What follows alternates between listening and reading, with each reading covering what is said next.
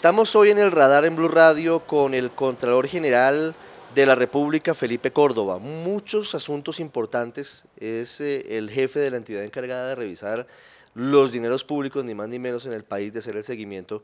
Y hay varios temas que vamos a tocar hoy en el radar en Blue Radio, en bluradio.com, y también para nuestros amigos que a esta hora nos ven. Señor Contralor, muchas gracias por estar con nosotros hoy sábado, muy amable. No, Ricardo, muchas gracias a ti por invitarnos, por abrirnos los micrófonos de Blue Radio y por siempre estar tan comprometidos con la ciudadanía colombiana. Mire, quiero empezar con un asunto que hoy todavía no tiene solución a la vista, y es la minga indígena. Ha sido muy importante lo que han dicho ustedes desde la Contraloría sobre los recursos que se les han dado a las comunidades en todo el país. ¿Por qué dicen ustedes que le han puesto la lupa a esos recursos y cuántos son exactamente? Pues Ricardo, nosotros le hemos puesto la lupa a esos recursos porque hemos recibido varias denuncias, no solamente por los casos del Cauca, sino por todos los resguardos indígenas que hay en el país. Son más de 760 resguardos. Estamos hablando que son alrededor de 1.200.000 indígenas que tenemos nosotros en el país, pero además que están en más de 31.000 hectáreas. Con eso es importante establecer dos cosas que son las que nos duelen y nos mueven de corazón. Uno, nuestros niños indígenas siguen muriendo por dos razones, que son alrededor de 3.000 niños que mueren al año. Mueren por las infecciones respiratorias agudas, uno, y dos, por desnutrición. Y eso ha hecho un llamado grande, Ricardo, a revisar efectivamente qué está pasando con esos alrededor de 800.000 millones de pesos que han recibido en las últimas 4 vigencias nuestros resguardos indígenas. Pero además de eso, pues ver, por ejemplo, en el Cauca, que son alrededor de 160.000 millones de pesos, ¿en dónde están? Y por eso nuestros equipos que ya están en campo, al frente del doctor Julio César Cárdenas, nuestro delegado del sector social, están verificando todos estos temas. Recordemos que algunos de estos municipios en donde están los indígenas son esos alcaldes los que ejecutan los recursos, guiados por ellos, pero cuando están acreditados los resguardos indígenas, como en el Cauca, efectivamente quienes ejecutan los recursos son directamente sus gobernadores indígenas. En el Cauca, por ejemplo, Contralor, los encargados del CRIC o en los resguardos tendrían la responsabilidad del manejo de 160.000 millones de pesos. Claro, ellos son quienes están ejecutando directamente los recursos y son precisamente sus gobernadores quienes tendrían la responsabilidad efectiva sobre este tema. Sí. ¿Quién los vigila? ¿Quién los ronda? Además de la Contraloría, o por cuenta de su autonomía como comunidades indígenas, no tienen la posibilidad de que se audite qué pasa con esa plata. No, al revés, yo creo que queda muy claro que la Constitución nos dio un mandato a nosotros de verificar cada peso que se va distribuyendo hacia cada uno de los rincones del país, y nuestra función, Ricardo, es poder establecer qué pasa con esos dineros. Por eso nosotros hemos emprendido esa labor con todo el cariño y con toda la decisión. Sí. ¿Qué denuncias han recibido? Porque usted nos cuenta que han tenido acceso a denuncias sobre posibles irregularidades en el manejo de esos dineros. Efectivamente hay varias denuncias, no solamente en el caso del Cauca, en el caso de La Guajira. Tenemos que tener claro que nuestra población indígena, nuestros colombianos que son indígenas, pues están en 29 de los 32 departamentos del país, y por eso el caso no es solo en el Cauca.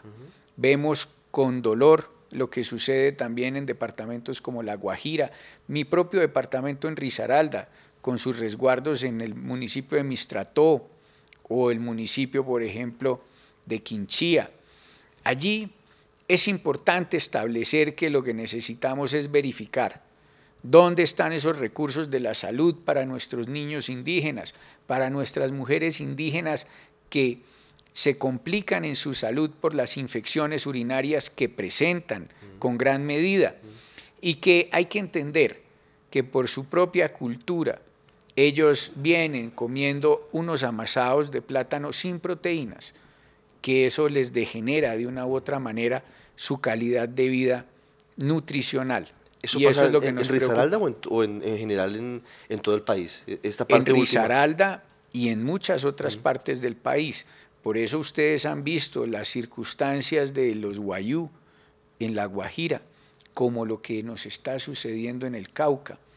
Es que es lamentable que 3.000 niños, óyeme bien Ricardo, 3.000 niños indígenas se nos mueran al año. Eso nos tiene que doler en el corazón y nosotros tenemos que tener ese corazón grande para poder vigilar efectivamente dónde están los recursos para ellos. ¿Hay alguna posibilidad de proponer desde la institucionalidad del Estado algún mecanismo que evite que esto suceda, Contralor? Aquí estamos ante una situación compleja, porque como lo decíamos hace un rato, los indígenas gozan de una protección especial en la Constitución de Colombia, tienen una autonomía, tienen una cosmovisión que respetamos, por supuesto, los colombianos, pero cuando se enfrentan a este tipo de cosas, la gente se pregunta, hombre, si la plata no la están invirtiendo bien, si se están muriendo de hambre los niños indígenas, si las mujeres indígenas también están sufriendo muchas enfermedades, si hay desnutrición, ¿existe alguna posibilidad, alguna propuesta para ponerle freno a esto? Querido Ricardo, nosotros hoy estamos frente al cambio de modelo de control fiscal. Nosotros la semana anterior presentamos ante el Congreso de la República lo que sería el cambio del modelo de control fiscal, un modelo preventivo y no previo, concomitante y posterior, para poder acompañar desde la fuente hasta el uso del recurso. ¿Qué sucede con él? Eso nos ayudaría mucho, uno. Y dos, hay que dar el gran debate en el país que si estos recursos que se nos están enviando a los resguardos indígenas no son eficientes, pues evidentemente debemos generar un cambio en la destinación de esos recursos por esa vía. No podemos dejar de entregarle los recursos a nuestros indígenas, pero efectivamente sí podríamos tener un debate distinto de cómo se están ejecutando. Sí. ¿Ese cambio en la Contraloría no genera suspicacias o controversias? Siempre se ha dicho que cuando se tiene un control previo hay sectores que dicen, pero ahí lo que está haciendo la Contraloría o la entidad que sea de alguna forma es cogobernando, de alguna forma intentando tener incidencia en las labores de los mandatarios, de los alcaldes y gobernadores. Claro, pero mira, Ricardo, ahí nosotros hemos pedido es una función preventiva y no previa. ¿Y cuál es la diferencia? Antes de querer chulear o dar un ok dentro de un proyecto, lo que nosotros queremos es acompañar, redirigir, así como decían nuestras abuelitas. Es que a mí me gusta mucho la sabiduría, además, que tú encuentras con la gente. La abuelita le decía a uno, después de un ojo afuera no hay Santa Lucía que valga. Y hoy el modelo que tenemos en la Contraloría General no es un problema de Felipe Córdoba o la administración Córdoba, ni de la administración Maya, ni de la administración Morelli o Turbay. Es un problema del modelo del control fiscal. Recuperamos al año alrededor del 0,04% del presupuesto que se nos va. Y es que a mí me da pesar de toda nuestra gente colombiana que madruga a trabajar muy temprano y que se acuesta muy tarde y paga impuestos. Por eso lo que tenemos que hacer es tener decisión, compromiso por este país para que definitivamente podamos acceder desde el primer día hasta el último en los recursos que se nos dan a la salud, a la educación, que se nos da a la infraestructura. A mí me duele mucho que uno solamente se pueda enfermar gravemente en el país en 5 ciudades. Solo 5 ciudades del país tienen hoy hospitales de 4º nivel de complejidad en atención en salud: Bogotá, Medellín, Cali, Barranquilla y Bucaramanga. Mi tierra, Pereira, que tanto la amo, ni siquiera tiene hoy un hospital de 4º nivel de complejidad en salud. Y tengo que contártelo, hace 13 años mi madre, que en paz descanse, que murió de un lupus eritematoso sistémico, pues gracias a Dios hemos tenido nosotros modo económico, pero el acceso a la salud no discrimina edad, color, partido político, mucho menos estrato social. Vimos muy complejas, además la atención para mi madre, porque no habían no habían las herramientas para tenerla y tuvimos que traerla a la ciudad de Bogotá. Hoy, ¿cuántas personas no pueden venir a la ciudad de Bogotá? ¿Cuántas personas del país no pueden acceder a llegar a Medellín, Cali, Bucaramanga o pueden llegar a Barranquilla? Hay que tener un sentido social muy grande y por eso nuestro compromiso, no solo con la salud, con la educación, ese tema del PAE, tiene que ser contundente. Eso le voy a preguntar, Contralor. Tiene que ser contundente. Es otra lista complicada que puede unirse de cierto modo con lo que pasa con los niños indígenas, por un lado con la cifra que usted nos da que es muy dolorosa, 3.000 niños indígenas muertos al año por desnutrición. Pero también lo que está pasando con el PAE, ¿qué hacer con el PAE? Que es la plata que se da desde el Estado para atender alimentos para los niños más pobres, que hoy o se va en corrupción o se contrata mal, todo mal, todo ha salido como no se quisiera. Pues mira, hoy tenemos procesos por más de 84.000 millones de pesos. Sin embargo, yo sí considero que hay que buscar un modelo distinto de ejecución de estos programas de alimentación escolar. Hay algunos gobernantes locales que se nos demoran en la contratación y eso nos deja a los niños muchos días sin poder acceder. ¿Por qué se demoran en esa contratación? Sin poder acceder, digámoslo así, a este beneficio nutricional. Y recordemos que un niño que no come es un niño adicionalmente que no tiene la garantía de aprender. En muchas ocasiones se demoran por los líos administrativos, en otros por falta, digamos, de compromiso y eficiencia, y en otros lo harán por desdén. Pero entre todo esto, lo que más nos debe interesar a nosotros es cambiar el modelo, la estructura, para que esto de verdad nos llegue, porque aquí no podemos seguir nosotros enfocados simplemente en acabar con la persona después de que no entregó ya los alimentos después de 2 o 3 meses. Lo que nos interesa es que efectivamente los entreguen y que nuestros niños estén nutricionalmente bien. Ojalá la función de la Contraloría General con esa función preventiva sea reconducir y decir, hombre, tienen que llegar efectivamente esos recursos de nuestros programas de alimentación escolar. Yo te cuento, por ejemplo, hay tristeza en nuestro seguimiento a regalías, esto no nos alegra. Ver en San Andrés, por ejemplo, que tenemos colegios, un megacolegio desde el año 2013 y no se termina con recursos de regalías. Ver, por ejemplo, querido Ricardo, que tenemos buses para el transporte escolar en San Andrés, una isla tan linda, y están guardados y seguramente 1.300 millones de pesos que se destinaron allí para esos buses quedarán allí por la salina. Recuerde que la salina acaba con los vehículos, claro. Tenemos miedo que el día que vuelvan a prender un bus de esos ya no camine. Y lo que necesitamos es que las cosas funcionen, no podemos seguir nosotros torpedeando el tema, hay que acabar además con el INRI de las asustadurías.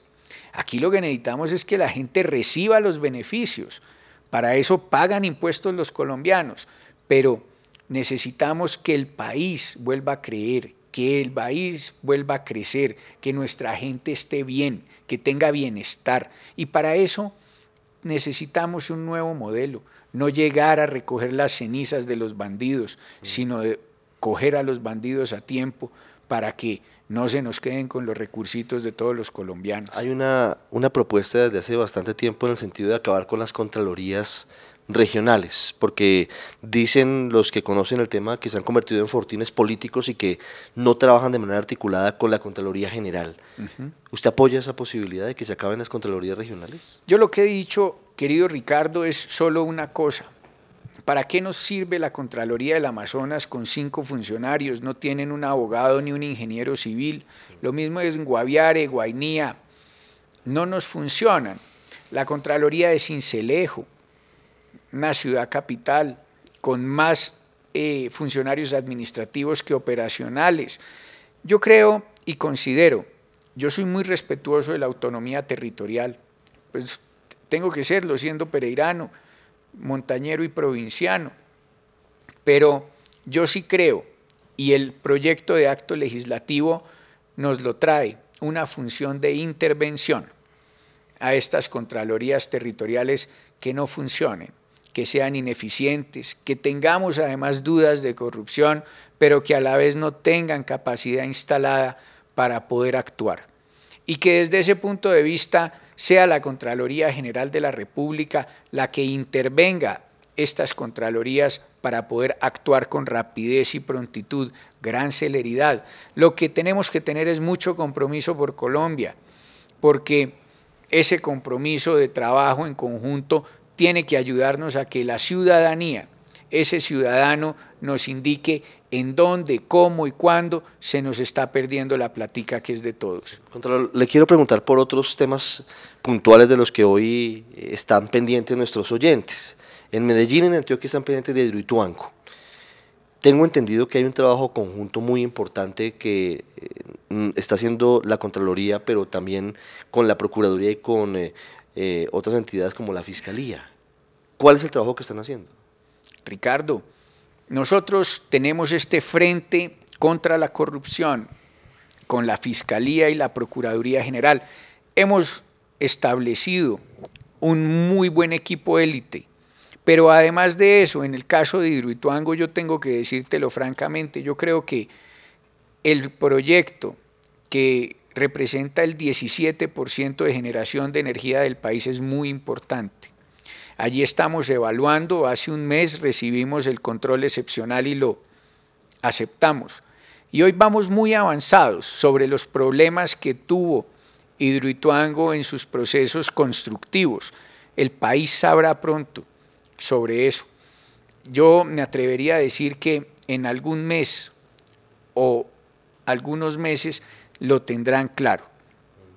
Pero por ahora les puedo decir que en ese acompañamiento de la delegada de Participación Ciudadana que tuvimos, les hemos enviado a la Unidad Nacional de Protección del Riesgo, también a EPM, lo mismo a Hidroituango, al gobernador de Antioquia y al alcalde de Medellín, más de 300 denuncias que hemos tenido sobre la falta de atención a cada una de estas comunidades ribereñas que tienen adicionalmente río abajo y río arriba lo que es el proyecto Hidroituango.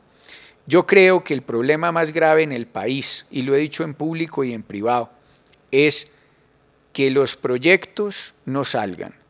Debemos apostarle a que el proyecto de Hidroituango, por su gran importancia estratégica, salga, pero quienes hayan tomado malas decisiones deban pagarlo, porque son recursos públicos, recursos de los antioqueños que han estado allí y que no se pueden perder y que deben recuperarse para el bien de los colombianos.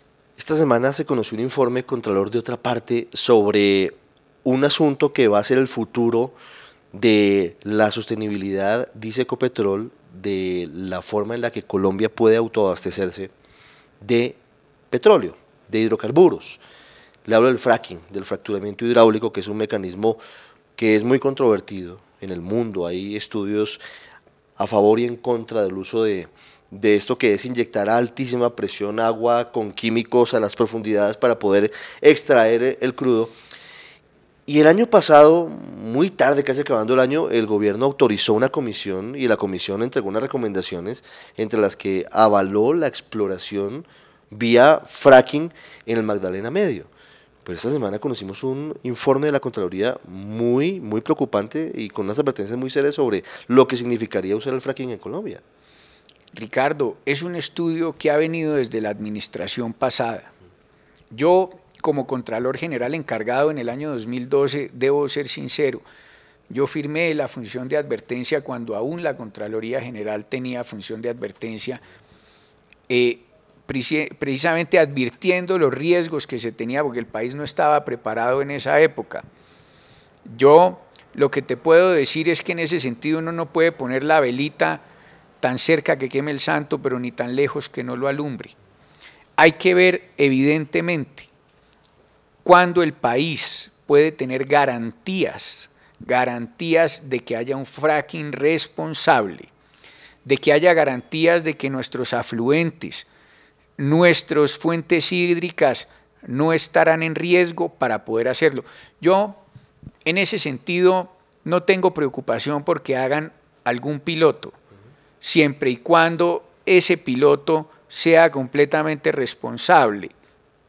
Es más, la Contraloría General de la República lo que debe verificar efectivamente es que no haya ningún daño al medio ambiente para tener que resarcir. Desde ese punto de vista, lo que necesitamos nosotros es ver que estén las condiciones claras para que eso se genere. Lo que ha dicho el informe y el estudio de la Contraloría que dejó precisamente el doctor Maya fue que hoy precisamente no se está preparado para la explotación, que hacen falta muchos de los temas de más rigurosidad para que se haga.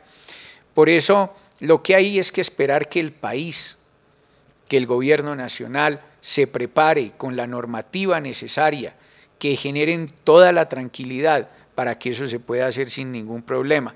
Por eso, si se llega a hacer algunos pilotos en ese sentido, lo importante es que se hagan con la mayor rigurosidad, que no se genere ningún daño y que efectivamente se cuide. Es todo el esquema y nuestra naturaleza, que es nuestro gran tesoro en Colombia. Para finalizar, señor Contralor, quiero preguntarle por un asunto que lamentablemente ha permeado muchas esferas de nuestra realidad y es la corrupción.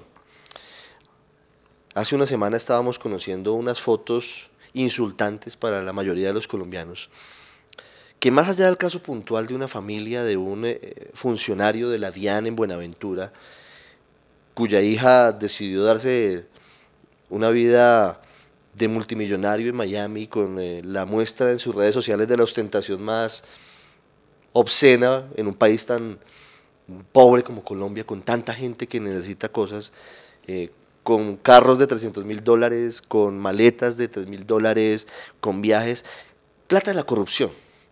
La Contraloría, ¿qué va a hacer frente a esto que está pasando puntualmente en la DIAN, por ejemplo? Porque se ha dicho desde hace mucho tiempo, Contralor, que en la DIAN hay un caso de corrupción, un tema de corrupción grave, que incluso en algún momento se habló de altos exfuncionarios de la DIAN involucrados en esto. Teniendo en cuenta la coyuntura del caso Ambuila, lo menciono porque es lo que ocurrió hace una semana, ¿qué va a hacer la Contraloría con esto? Querido Ricardo, nosotros con el señor Procurador General y el mismo Fiscal General de la Nación hemos previsto unas visitas a la DIAN para poder evaluar el alcance que tiene no solo este caso, sino varios en materia del contrabando y del uso efectivamente dañino de todos estos esquemas en procesos y procedimientos. Yo quiero recordarte que yo venía adicionalmente de trabajar en la lucha frontal contra el contrabando desde la Federación Nacional de Departamentos.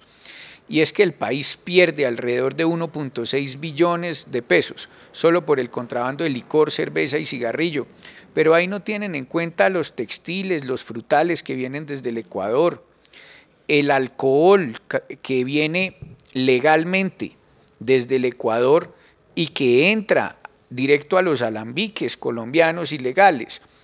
Desde ese punto de vista se pierden muchos más recursos. Estamos hablando que si eso se le suma el 1 billón de pesos de los juegos ilegales, hablaríamos de 2.6 billones. Pero si hablamos también de lo que falta en formalizar de parafiscales, son 5.4 billones, estaríamos hablando de 8 billones de pesos.